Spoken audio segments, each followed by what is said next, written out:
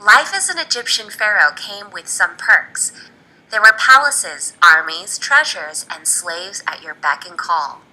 After all, in the eyes of ancient Egypt, to be a pharaoh was to be like a god.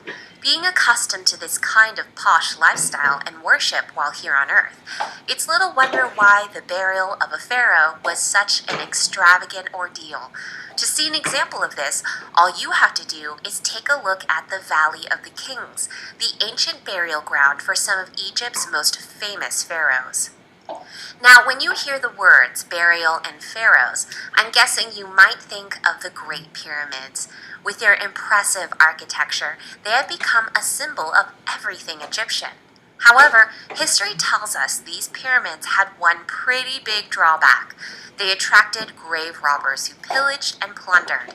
In order to protect the final resting places of their royalty, Egypt's New Kingdom, which dates from about 1539 to 1075 BC, began burying their sovereigns in underground tombs rather than attention-grabbing edifices.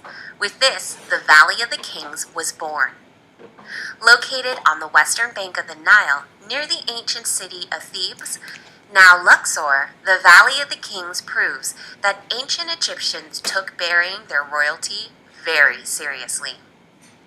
For starters, many of the tombs unearthed in the valley include long corridors and deep shafts.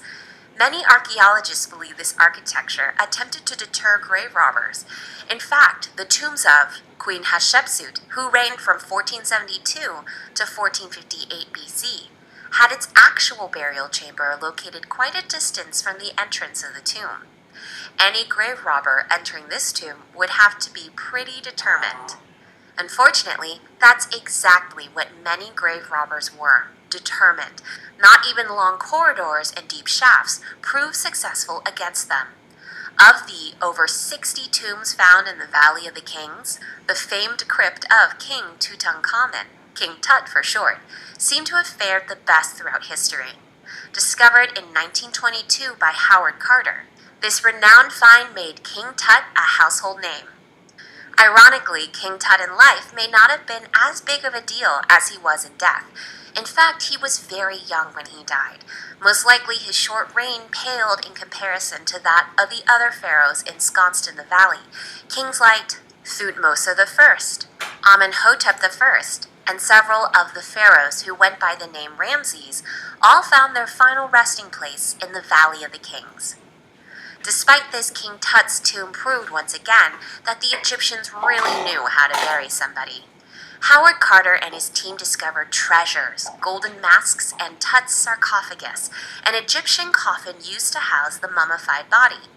Although odd to us, ancient Egyptians believed these possessions would make the afterlife more pleasing. It's also believed these riches served as fare for the journey to the underworld. Either way, I guess they didn't agree with the old adage, you can't take it with you.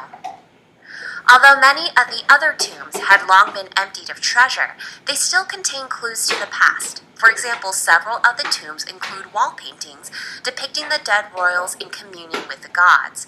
This helps lead credence to the idea that the ancient Egyptians believed their pharaohs to be deity. Along with treasures and artwork, the tombs of the valley also included some rather practical items. Things like furniture, food, and drinks have been found within them. Some have also unearthed buried pets. After all, I guess even dead pharaohs appreciate the simple things of life.